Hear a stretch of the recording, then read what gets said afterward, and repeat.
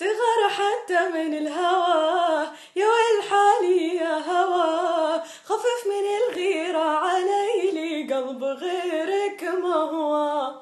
طيب أقول لكم شيء، عندي صديق، وهذا الصديق هذا سموه أصحابي سيركس هذا أنا أحطه لما يكون ضايق خلقي، بيزيكلي ما أبي أضحك في السالفة والسالفة ما تضحك واللي قدامي يستظرف، اللي أسويه إني أفتح سيركس وأخليه يضحك.